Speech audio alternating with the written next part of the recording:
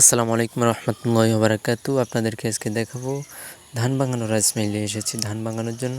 তো হঠাৎ করে দেখলাম একটা ভিডিও করে নিই। তো আজকে দেখাবো আপনাদেরকে কীভাবে ধান ভাঙানো হয়, কীভাবে ধান ভাঙানোর প্রসেস কাজ। এখানে সব কিছু আছে, যে দেখুন বস্তা উঠাই দিল।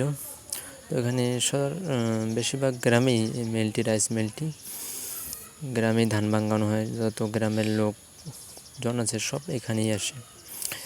এই রাইস মিলটিতে আরও অনেক কিছু আছে, ভুট্টা ভাঙানো, হলুদ ভাঙানো, সব কিছু আছে। দেখতে পাচ্ছেন এই যে আমাদের মিস্ত্রি খুব দক্ষতার সাথে কাজ করতেছে। এই যে উপরে ধান দেওয়া হয়েছে, এদিক ধান দিয়ে এই ধান ভিতর দিয়ে আবার এক পাশ দিয়ে গুঁড়া বাইর হয়, এক পাশ দিয়ে চাউল বাইর হয়। এই দিয়ে পিছন দিয়ে এই যে গুঁড়া সরাই দিতেছে, এদিক দিয়ে গুঁড়া বাইর হচ্ছে, এই যে সামন দিয়ে চাল বাইর হচ্ছে। তো এই মিলটি আমাদের গ্রামেই খুব সুন্দর চলে আর কি। মোটামুটি দেখতেছেন সবাই, এই যে যারা ধান দেখতেছে চাউল কীরকম হইতেছে। তো মিলটি অনেক দিন ধরে, আজ না হলেও 15-16 বছর ধরে আছে। তো মোটামুটি ভালো চলে আর কি রাইস মিলটি।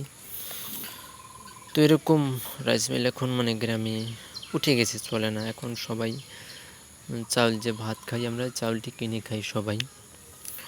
এই যে দেখছেন আর একজন এসেছে, সে গ্রামে যে ধান ভাঙানোর জন্য এসেছে, ধানের বস্তা বাইসাইকেল থেকে নামাচ্ছে।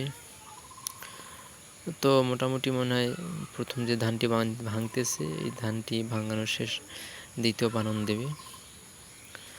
আপনাদেরকে আজকে দেখতে থাকুন, দেখাই। যে শুরু হয়েছে দ্বিতীয় লোড দিতেছে মিস্ত্রি। তো দেখাই আপনাদেরকে।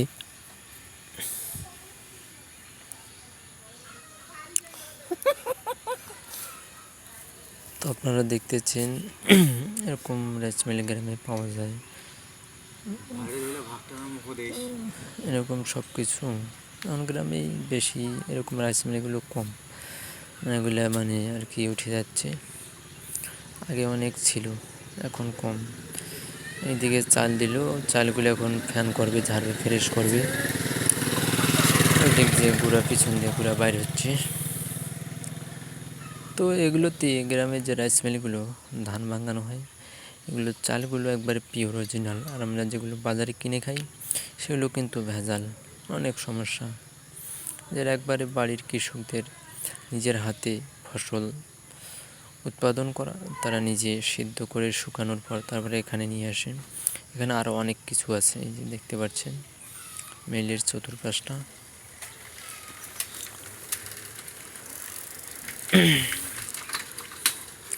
এই যে চালু যেগুলো বানছিল, ওগুলো বানা শেষ হয়েছে, সবার শেষে গুঁড়া দিয়ে দিল। এই যে শেষ হয়ে গেল,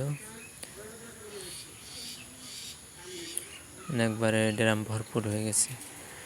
এগুলো ঝাড়ার জন্য আর একটা এই যে ডালাই দিচ্ছে, ওখানে ঝাড়বে চাউলগুলি।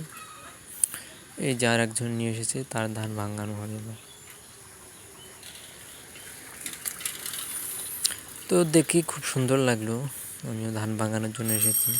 তো আমরা এই আমাদের বাড়ির পাশে তো রাইস মিলটি, এখানেই খুব সুন্দরই লাগে রাইস মিলটি। কার্যক্রম শুরু হয়েছে, এই ইয়ার্কি করতেছে। এই যে লোকটি দেখতে পাচ্ছেন, এটি হলো মজার লোকের সাথে সবাই একটু ইয়ার্কি করে, খুব সহজ সরল মনের মানুষ, জন্য তার সঙ্গে সবাই ইয়ার্কি। এই যে দেখেন মাথা নাড়তেছে মিস্ত্রি, এই যে কি ইয়ার্কিটা করলো, মজা নিতেছে।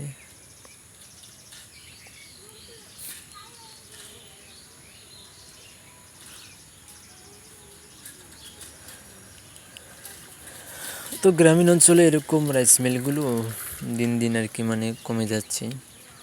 গ্রামে তো এখন গ্রামের মানুষও তো এখন ধান বিক্রি করে চাল কিনে খাওয়ার জন্য এই রাইস মিলগুলো আস্তে আস্তে আমাদের থেকে হারিয়ে যাচ্ছে।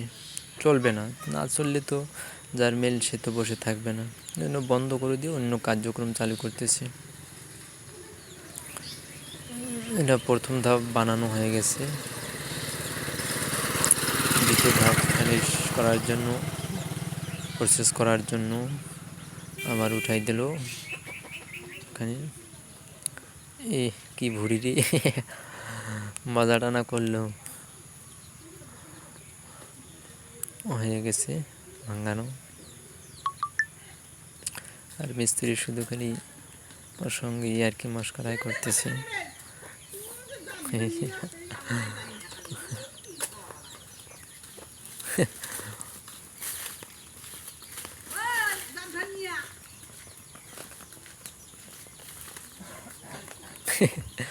আবার ইয়ার্কি ওর সঙ্গে করতেছে সবাই।